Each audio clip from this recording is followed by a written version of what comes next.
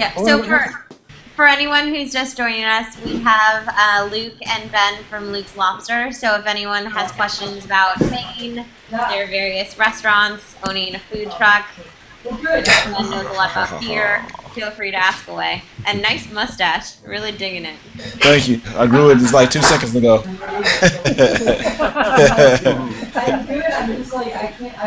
So how'd you guys, hi, by the way, my name's Nick. How'd you guys get the initial, idea of this? I think the initial deal really came from my background. Again, like I grew up on a small town in the coast of Maine, eating lobster. Was in the fishing. Was living in New York for 3 years. And one day, I was for a lobster roll. Went to explore what the options were. All the options were overpriced and really not what I was accustomed to. So from there, I started researching how we could actually open up a little lobster shack and started putting together Luke's Lobster business model. Cool. How long did it take to get it all? Yeah, join the Hangout with them. So we started putting the business model together in May of 2009, and we ended up going pretty quick. We ended up signing a lease in September 1st, 2009, and we were open October 1st, 2009. That's a pretty non-traditional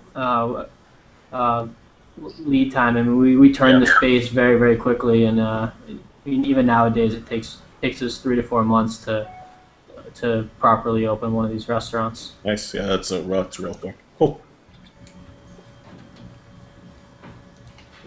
I love lobster too. Is it true that lobster prices have dropped significantly? They're up again right now. I think boat price is meat fishery is starting to really slow down. So the price starts. I think we're up to like $4.50 a pound now to get it off the docks. Somebody was telling me that Maine lobster market is swelling. Well, it's a very sustainable fishery. So by swelling in the sense that the annual catches has gone up every year for like the last 15 years. This year, the market should close somewhere around 95 million pounds of lobster caught. So, and that's up from like probably like 89 million pounds last year, I think they reported. So, it's a very sustainable fishery. The practices that they have in place ensure that the catch comes back every year and that it's healthy, and that's a big part of our company, promoting that main sustainable product over, say, a Canadian product where you don't have those regulations in place, and trying to really create a price separation between those different markets. How many pounds do you guys go through in a week? Sorry? How many pounds of lobster do you guys go through in a week? It totally depends. I mean, summertime we'll do twice as much business as we do in the wintertime.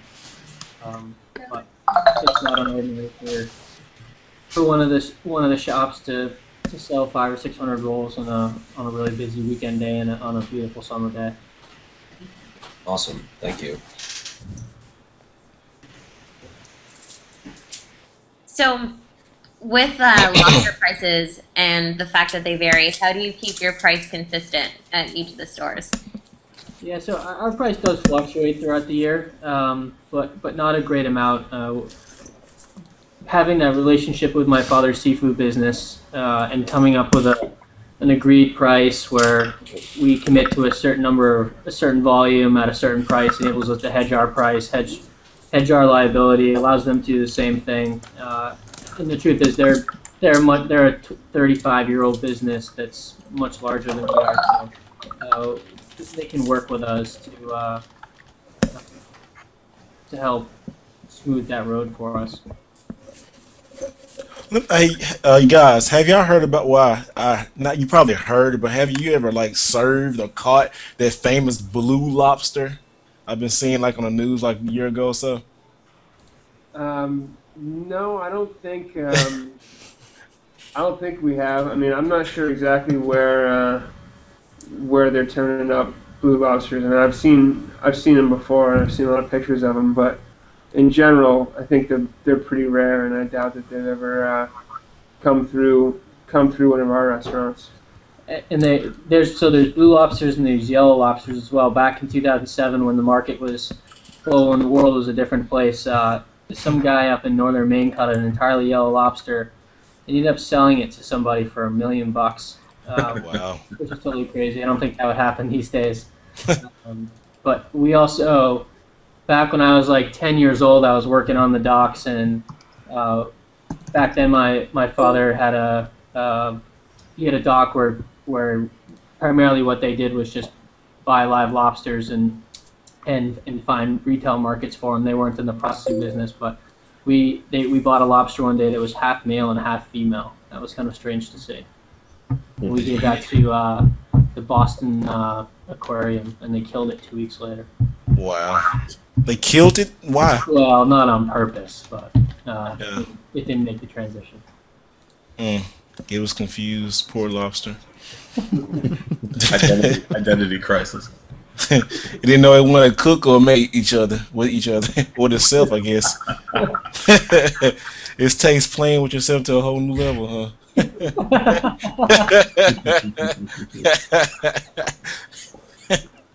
Wow. Is it true that a larger lobster is not ideal in terms of taste or texture? Yeah, it's very true. Anything over 1 3/4 pounds becomes a little bit tougher, a little bit fishier. What's the ideal weight? Honestly, if you get like the difference between a new shell and a hard shell lobster? I don't, actually. So lobsters shed every year, and when they shed, there's new shell, soft shell. Those are all synonymous terms. You've got old shell, hard shell. When a lobster sheds, it grows into that shell, and meat tends to be a little bit sweeter. So the best lobster you could buy is really 1.5 pounds, new shell. The meat would be the sweetest. Really easy to get the meat out. But the yield is not quite as high, so that's why the new shell, soft shell, are a little bit cheaper than the hard shell. You guys got an app? I went lobster fishing in Camden, Maine once, and I gotta say it was a damn good workout. Yeah. Were you guys hand hauling, or were you? Hand hauling, yeah. Yeah. Yeah. It's It's awesome. good for the forearms. 4 in the morning. Yeah. That's nice. You guys got an app? What's that? I said, do you guys have an app for that? You know? For hauling trout? For lunch. No, seriously, do your restaurant, do you have an app? No, we don't have an app right now.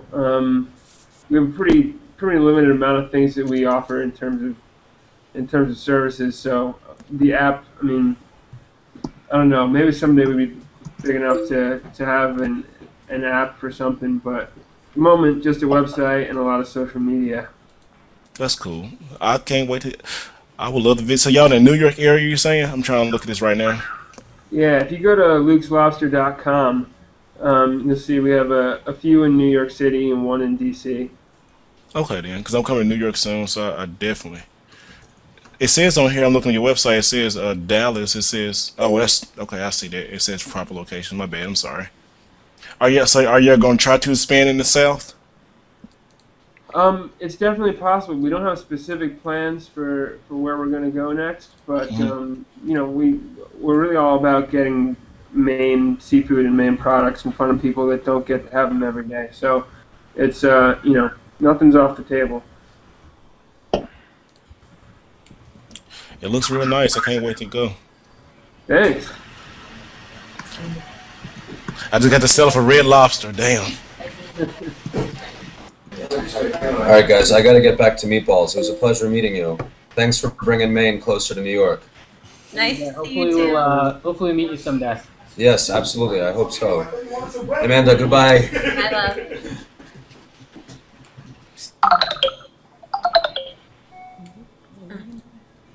Yeah. So, Luke and Ben, what's your favorite part about owning a restaurant in New York? Or what's the most fun part? Definitely Google Circle, GooglePlus chat rooms.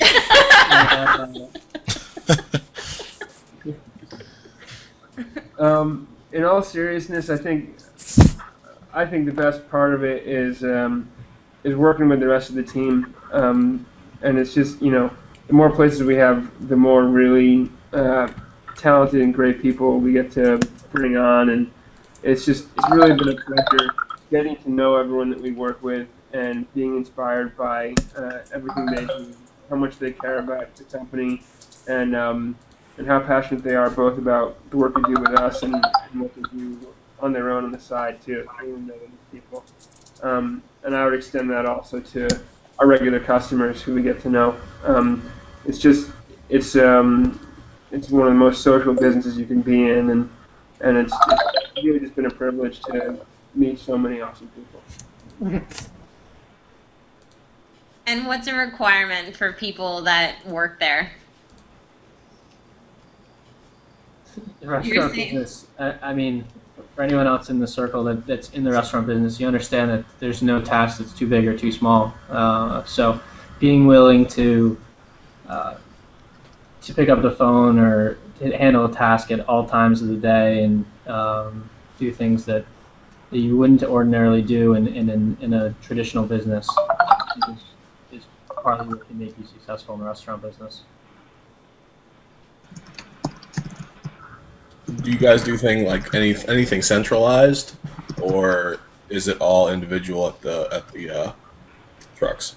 Yeah, we don't have any commissaries, but all of the processing of the seafood happens up in Maine at the state-of-the-art facility, and all the meat gets shipped down to us. So food prep is pretty light in store.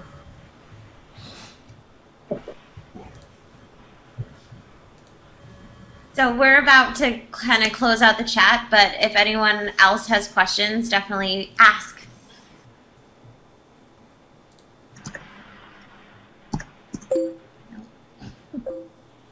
Okay, well, Jerry Blackwell asks in the chat, how do you split the tasks of running the restaurant? Oh, that's a great question.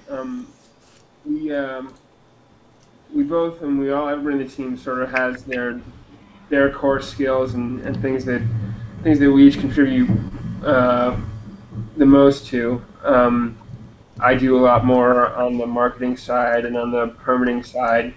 Luke is much more talented with making projections and watching the inventory and doing the financial stuff. And you could go through every one of our teammates and pick out things that they have that are really important talents and great additions that they make. But also when it comes down to it, sometimes something's just got to get done, and whoever's closest and whoever can get there first is the one that raises their hand and goes and does it. And I think that's one of the biggest strengths of our company, that there's nobody on this team that would say, I can't do that, or that's not my job. At the end of the day, everything that needs to get done gets done by whoever can do it.